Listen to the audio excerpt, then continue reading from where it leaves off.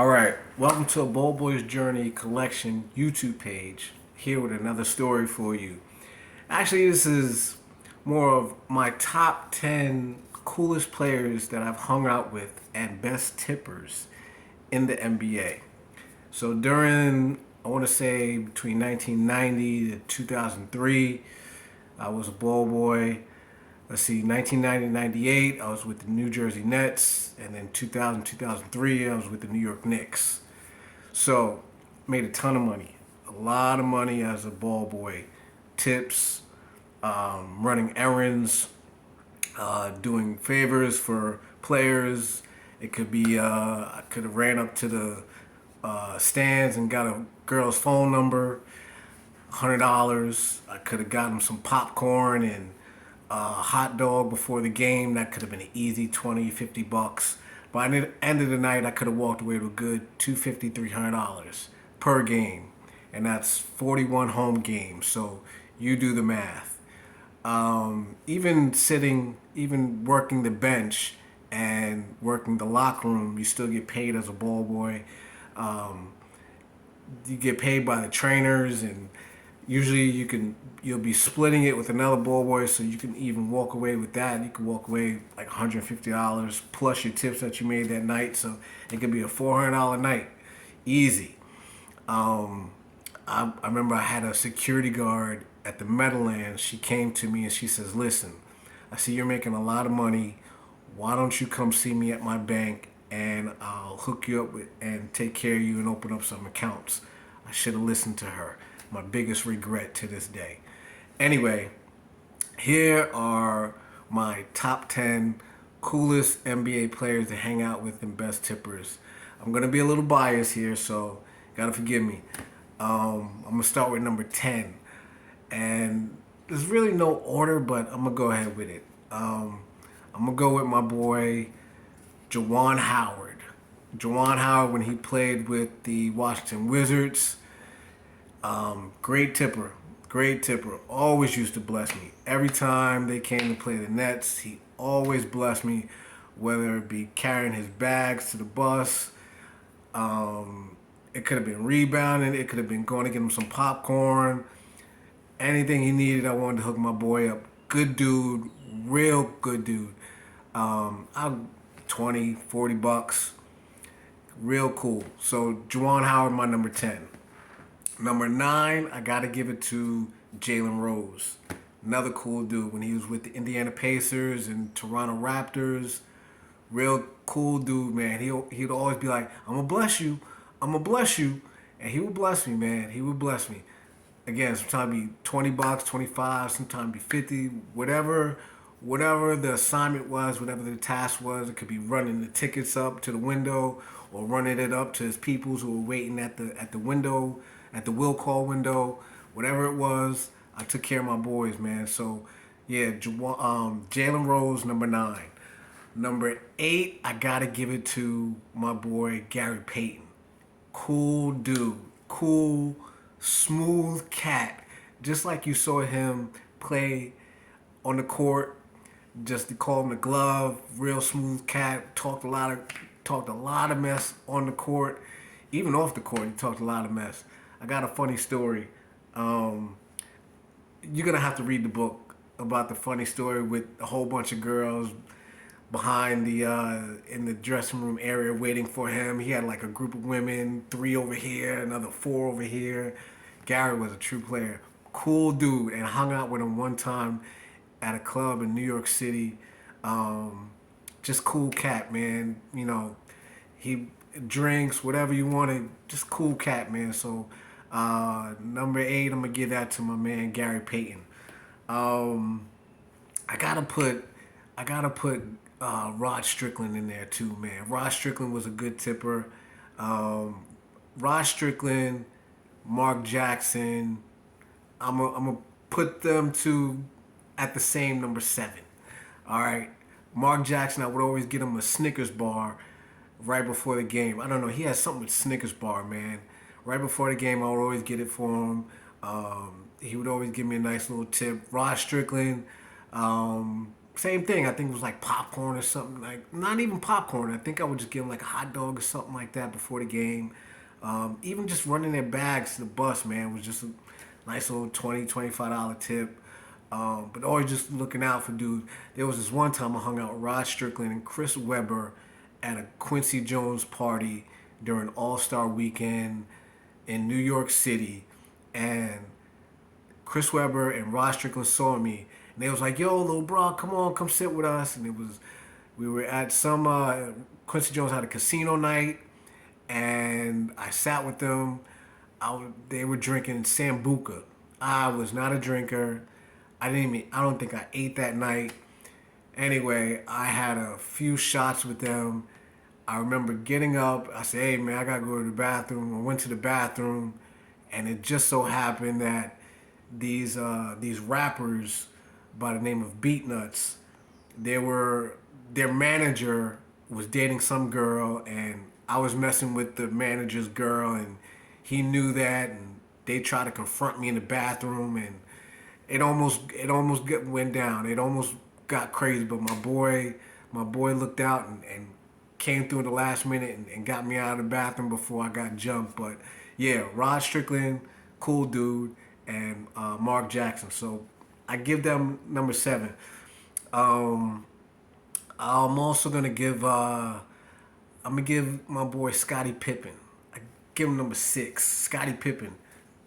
Yo, he was the player that taught me how to pass the basketball the right way. I used to throw him basketball with one arm like it was a baseball, and he would throw it back until he finally showed me how to pass the ball the correct way. Me and him got so cool during my years with the Nets that when he had those red and white Scottie Pippen sneakers, he mailed me some sneakers. He mailed me a box of sneakers, his own sneakers from Nike. So it was so cool, man, to be getting a package of sneakers from an NBA player sent to your house. Coolest thing. It was overnighted. But Scottie Pippen would always take care of me, man. In the locker room, whatever it was Scottie needed. Food, his bags, even during the game, I'd make sure give him a towel over the back, one towel on the knees. Make sure he got the Gatorade or water, whatever he need. I was like on point with it. He always took care of me. I want to say $50 I would probably make from Scotty per game anytime they came in. Funny story with Michael Jordan too, but you're gonna have to read the book about the Michael Jordan story and lacing up his sneakers before a game. But Scottie Pippen, my number 6. Number 5. I'm gonna give my number 5 to Charles Oakley.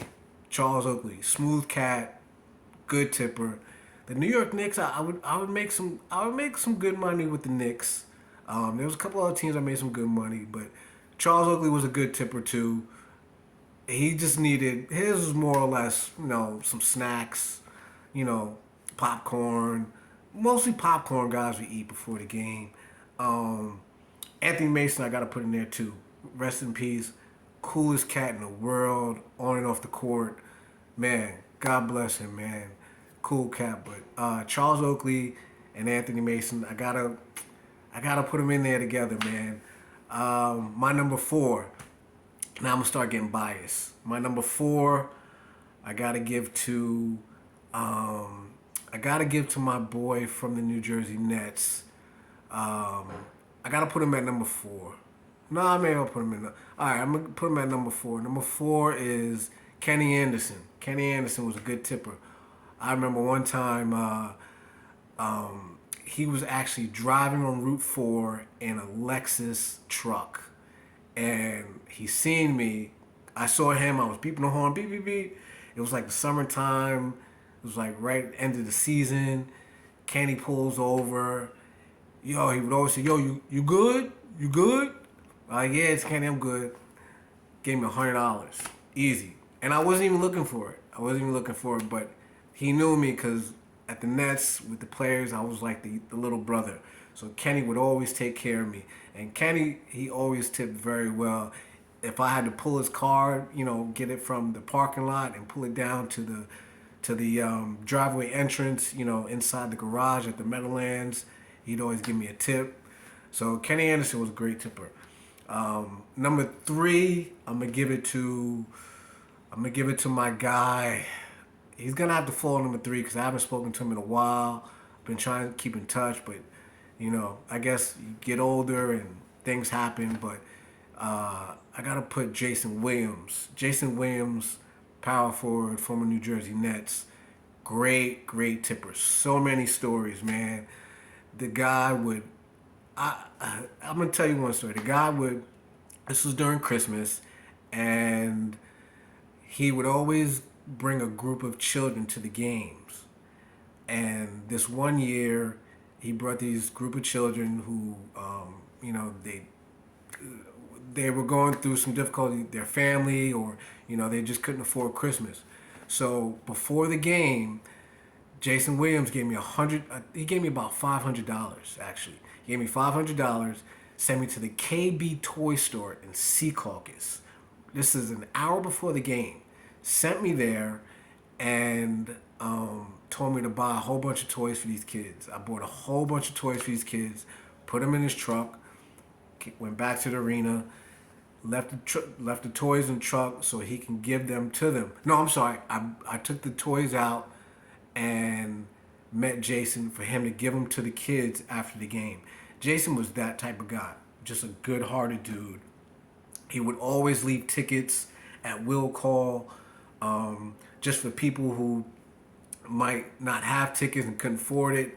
He would just give tickets out. Jason had a really nice heart. A lot of times I would have to go and meet him in the city, pick up his truck. You're gonna have to read the book. You're gonna have to read the book to find out about these stories of me and Jason Williams and picking up his truck and driving it up to his mansion.